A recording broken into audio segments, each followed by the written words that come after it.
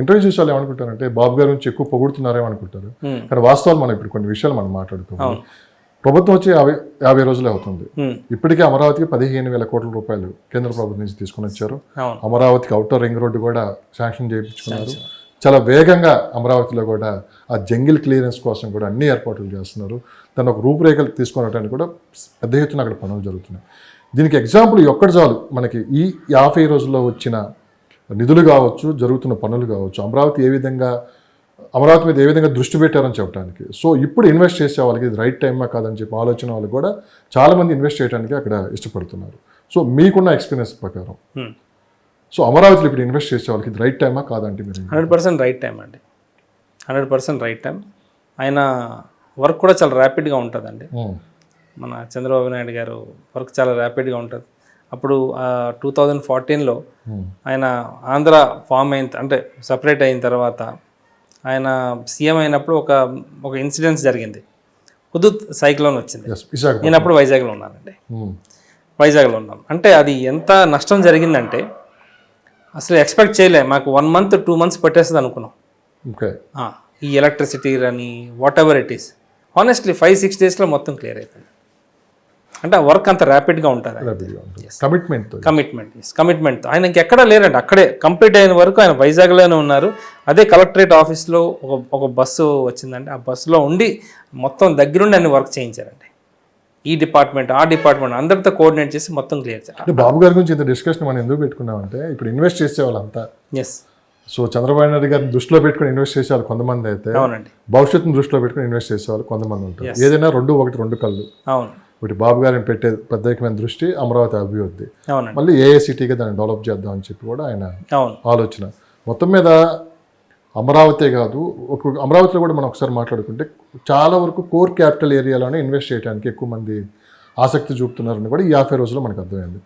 కానీ రాబోయే రోజుల్లో కోర్ క్యాపిటల్ ఏరియా కన్నా కోర్ క్యాపిటల్ ఏరియాకి ఒక 5 kilometers దాటి బయటకు వచ్చి వెస్ట్ సైడ్ కానీ ఈస్ట్ సైడ్ కానీ ఇన్వెస్ట్ చేస్తే మంచి ఫ్యూచర్ అయితే ఉంటుందని చెప్పి కూడా ఆ ప్రాంత వాసులు చెప్పడం కూడా జరుగుతుంది. ఎందుకంటే 9 నగరాలుగా దాన్ని డివైడ్ చేసి దాన్ని అభివృద్ధి చేయబోతున్నారు. ఎలక్ట్రానిక్ సిటీ కావచ్చు, తర్వాత మీడియా సిటీ కావచ్చు, ఐటీ సిటీ కావచ్చు, ఇట్లా 9 నగరాలుగా డివైడ్ చేస్తున్నారు.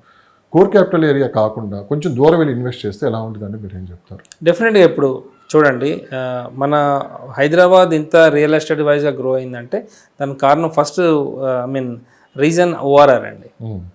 ఒకప్పుడు చాలా జనాలు అయ్యో ఇంత దూరం ఎవరు వచ్చి కొంటారు అనుకున్న వాళ్ళు ఇంకా రీజనల్ రింగ్ రోడ్ దగ్గర చెప్పలేదు. అమరావతి పరిధిలో ఎగ్జాంపుల్ చెప్తున్నాను మీకు. సో ఇక్కడ బాధపడే వాళ్ళు చాలా మంది ఉన్నారు. అయ్యో నేను తీసుకోలేకపోయినా ఆ రోజు చాలా తక్కువగా వచ్చింది, ఈ రోజు అసలు కొనలేని పరిస్థితి. సో డెఫినెట్గా ఈ ఓఆర్ఆర్ అనేది మేజర్ రోల్ ప్లే అవుతుందండి ఇన్వెస్టర్స్కి. నేను చెప్తున్నాను స్పెషల్లీ.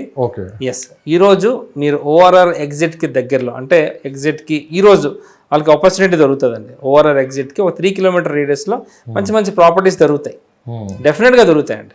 సో కొన్ని నేను లొకేషన్స్ ఐడెంటిఫై చేసి చెప్తాను మీకు. సో ఆ దగ్గరలో ఇన్వెస్ట్ చేయండి. మనీ కోసం ఆలోచించొద్దు, అయ్యో ఫ్యూచర్ ఎలా ఉంటుందో కూడా ఆలోచించొద్దు. డెఫినెట్గా ఫ్యూచర్ అయితే బాగుంటుంది. రియల్ ఎస్టేట్ అయితే ఎప్పుడు పడదండి. మేబీ స్టాగ్నెంట్ అయితే అవ్వచ్చు కానీ మీ అమౌంట్ ఇది అయితే పడదండి. ఇన్వెస్ట్మెంట్ అయితే డెఫినెట్గా మీకు గ్రోత్ వస్తుంది. సో ఇది రైట్ టైం అండి. ఓఆర్ఆర్ వస్తుంది ఆంధ్రాలో, అమరావతిలో. ఓఆర్ఆర్ ఎగ్జిట్ దగ్గరలో మీరు ఇన్వెస్ట్ చేయండి ఈరోజు. రేపు పొద్దున ఒక 5 years తర్వాత ఇట్స్ రైట్ డిసిజన్ అని మీరే అనుకుంటారు. రేపు పొద్దున ఇట్స్ లైక్ మీకు అసలు అంటే మీరు చెప్పేది బడ్జెట్ని బట్టి ఇప్పుడు ఎక్కువ బడ్జెట్ ఉన్న వాళ్ళు అమరావతి కోర్ క్యాపిటల్ ఏరియా కావచ్చు, అమరావతికి అటు 4 kilometers 5 kilometers ఇన్వెస్ట్ చేయొచ్చు, ఇటు వెస్ట్ ఈస్ట్లో. సో కొంచెం తక్కువ బడ్జెట్ ఉండి ఎక్కువ ల్యాండ్ కావాలి, కొంతకాలం వెయిట్ చేసే వాళ్ళకి ఏంటంటే అవుటర్ రింగ్ రోడ్ స్వర్గధామం అయితే అవబోతుంది. అలాగనుకుంటే ఇప్పుడు right time to invest Guntur అండి. గుంటూరులో ఇన్వెస్ట్ చేయండి ఈరోజు. నాకు తెలిసి గుంటూరు సిటీలోనే రీసెంట్గా నేను విజిట్ చేశానండి.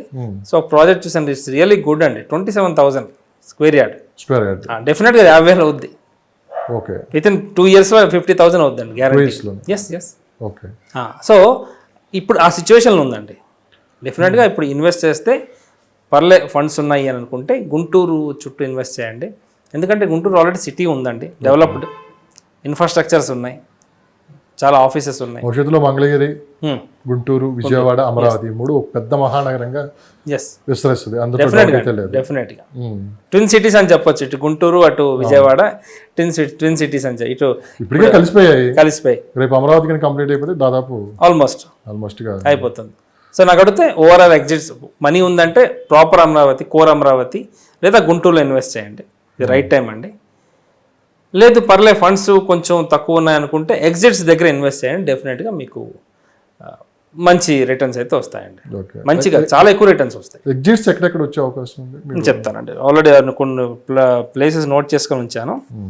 అంటే ఒకప్పుడు అమరావతి పక్కన పెడితే హైదరాబాద్కి అవుటర్ రింగ్ రోడ్ వచ్చినప్పుడు కూడా పరిస్థితి ఏ విధంగా ఉంది మీరు చూశారు. కానీ ఏ ఎగ్జిట్ చూసినా కానీ ఈరోజు ఎలా ఉందంటే ఇక్కడ ఏదో బంగారంతో పోలుస్తున్నారు ఆ ఏరియాని మొత్తాన్ని. రేపు అలాంటి భవిష్యత్తు, అలాంటి డెవలప్మెంట్ అక్కడ కూడా రాబోతుంది. డెఫినెట్గా చూడబోతున్నాము నెక్స్ట్ 5-6 ఇయర్స్. ఈ రోజు నెక్స్ట్ ఇయర్ కావాలంటే అది జరగని పని. ఓవరాల్ డెవలప్ అవడానికి 5 years పడుతుంది, సిటీ డెవలప్ అవ్వడానికి 5 years పడుతుంది, క్యాపిటల్ డెవలప్ అవ్వడానికి అట్లీస్ట్ 4-5 years పడుతుంది. ముందు ఇన్ఫ్రాస్ట్రక్చర్ అయితే డెవలప్ చేస్తారు, రోడ్స్ అయితే కంప్లీట్ అయిపోతుంది, ఓవరాల్ కూడా కంప్లీట్ అయిపోయింది. సో ఇప్పుడు ప్రాపర్ అమరావతిలో ఒక ఎగ్జిట్ ఉందండి. పెద్ద కూరుపాడు ఒక ఏరియా ఉందండి, పెద్ద కూరుపాడు. మేడికొండూరులో ఒక పొత్తూరు, చేబ్రోలు, మండూరు, ఉవ్వూరు, ఉయ్యూరు, ఎస్, పొట్టిపాడు, అగ్రిపల్లి, మైలవరం, ఇవి ఈ లొకేషన్స్ అండి. ఇక్కడ మనకి ఎగ్జిట్స్ రాబోతున్నాయి ఈ లొకేషన్స్లో.